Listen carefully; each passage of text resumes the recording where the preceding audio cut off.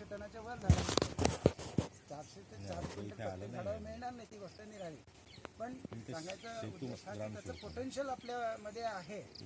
तंत्रामध्ये कुठलाही मान म्हणा, कोणी शास्त्रज्ञ म्हणत असेल की ह्या मानाचं उत्पादन क्षमता जी आहे ही मागच्या मानापेक्षा एवढी आहे, तर ते त्या परिस्थितीमध्ये त्याला मिळालेलं आहे. म्हणजे खत पाण्याचं व्यवस्थापन, बाकी रोग किडींचा प्रादुर्भाव आणि त्यावेळी ते मिळालेलं असतं, ते हिट झालेलं असतं तेव्हा. तर तो असं म्हणतो. पण प्रत्येक व्हरायटीमध्ये जसं आता नागपूर संत्रा झाला किंवा कुठली मोसंबी झाली किंवा लिंबामध्ये, त्याच्यामध्ये क्षमता तेवढी असते.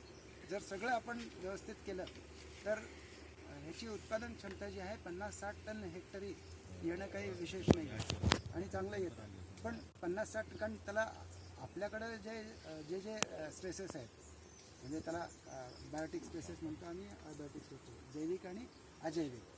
अजैविक म्हणजे आता जसं पाण्याचा ताण झाला आणि इतर अन्नद्रव्यांची कमतरता झाली किंवा हवामानातला बदल झाला, तर हे अजैविक झाले.